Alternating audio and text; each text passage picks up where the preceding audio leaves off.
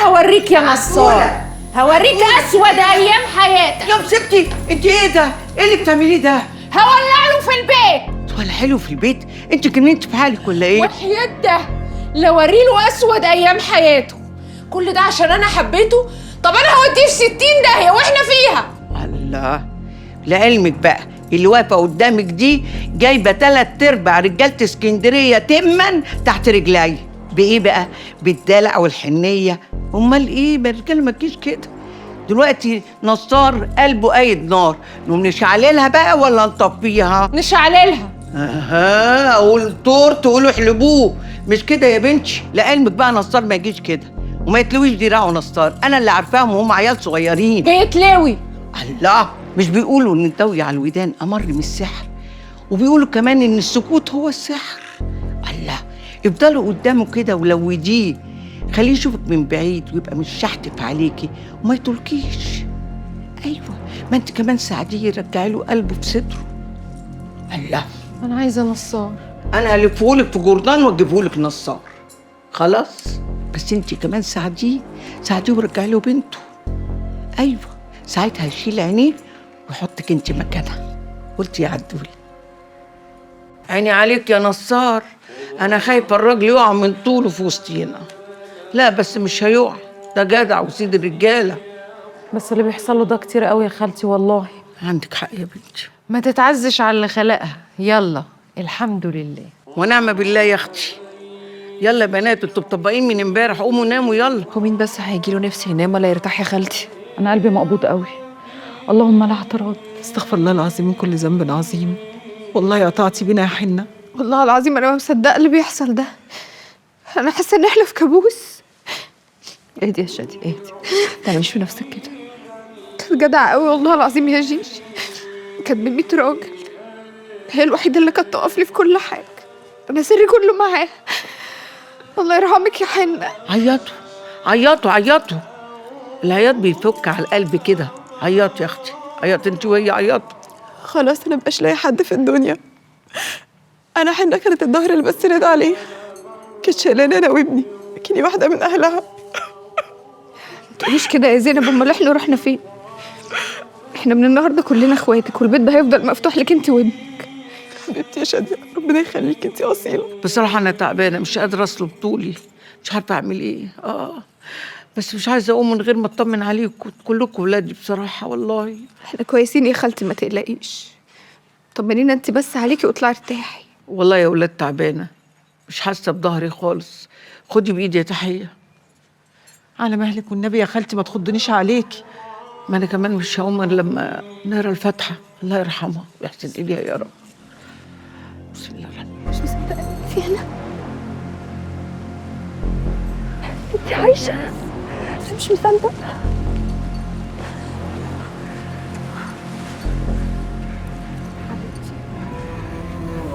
انت مش عارفه فرحه قلبي عامله ازاي دلوقتي. عندك طبعا لازم تفرح كده، هتعرف تكمل فرحك عادي. معلش بقى، حقك عليا يا نصار، حقك عليا يا عروسه. ما كانش ينفع تخرج على خبر موتي من فرحك، بس انا برضك بعتب عليك.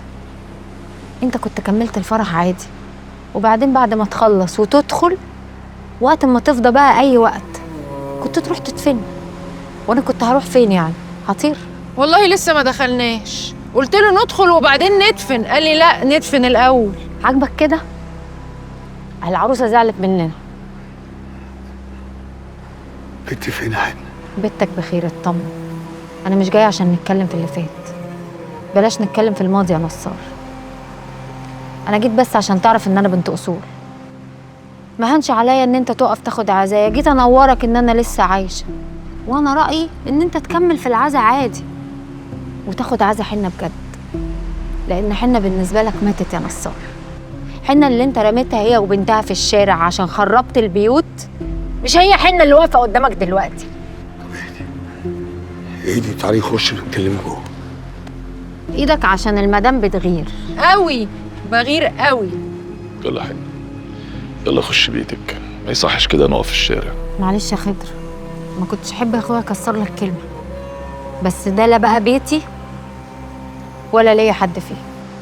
صح والله بتفهم في الاصول. عاجبك كده يا نصار؟ تقهر قلب العروسه وهي لسه ما دخلتش؟ بس ما كانش ليه لازمه البهرجه والصوان الكبير ده، بس انا استاهل اكتر من كده كمان. معلش بقى، بوظت لكم الفرح بموتي، ودلوقتي كمان ببوظ لكم العزا اني عايشه بالاذن. انت رايحه فين؟ رايحه فين؟ ما صدقت لقيتك. انت مالكش عليا كلمه. لا امنعك وكسر دماغك كمان. نصار، استهدى بالله يا نصار، استهدى بالله. اوعى خد. ايه؟ كده خير يا نصار، ده انت مطلقه قوي قصادي كمان يا جدع. رديتها يا حسين، رديتها. الف مبروك. بنت فين يا حاج؟ بنتك عند الناس اللي هتعالجها، مش هيرموها في الشارع زي ما رمتنا انا وهي. وبعدين انت في ايه ولا في ايه؟ انت مش اتجوزت؟ بكره ربنا يكرمك وتخلف بدل العيل 2، وسيب لنا بقى البت العيانه دي. مراتك جات لي وقالت لي ان انا سبب عيا بنتي، وان انا خلفتي كلها هتبقى عيال عيانه.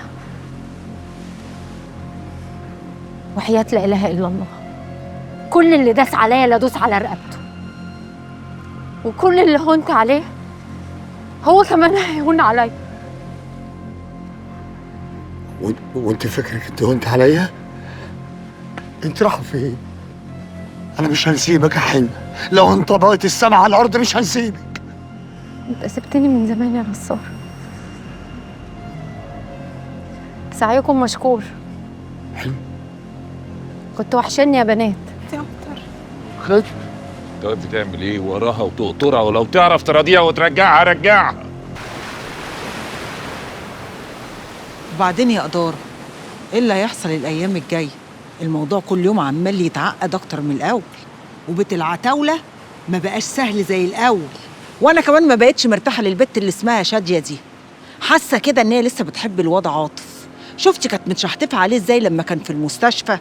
وعاطف جينا نخلص منه نفد منها. ومكرونه ده شكله عيل خيبان قوي، مش عارف يجيب البت سكه. بص يا إدارة، أنا هكلمك بصراحة، أنا خايف، وإحساسي بيقول إن كل اللي جاي مكعبل، وبدل ما نخرج من بيت العتاولة بكنز ستر أمهم، هنخرج كلنا خسرانين كل حاجة. ست الكل، أنت معانا؟ انتوا اللي معايا. انتوا نسيتوا بتشتغلوا مع مين؟ بتشتغلوا مع الجديدة الكتعة اللي وقفت قدام أسود قد العتاولة مليون مرة وسديت. أنا مع بيجو يا إدارة، بصراحة أنا كمان خايف. خايفة من مين؟ بيت العتاولة؟ ده مخوخ، ده طوبة تنزله في الأرض. وإذا كان على البت الهبلة اللي اسمها شادية، أنا قادرة إن أخليها تلف حوالين الواد تقول له بحبك. بس الخوف من عاطف. عاطف ده عبيط وغلبان. ما هو الخوف من الغلبان ده، لأن الغلبان ده هيشوفني بقلبه مش بعينه. ما يشوف ولا يغور في 600 داهية، هيشوف إيه يعني؟ هشوف شديدة اللي محدش يعرفه، الوش التاني بتاعي. هنضرب على الحديد وهو سخن. بكرة الصبح نطلب ايد شادية. ايوه، ونقروا الفاتحة يوم الخميس. الفاتحة هتبقى بكرة بالليل، ويوم الخميس هتبقى دخلتنا على عتاولة.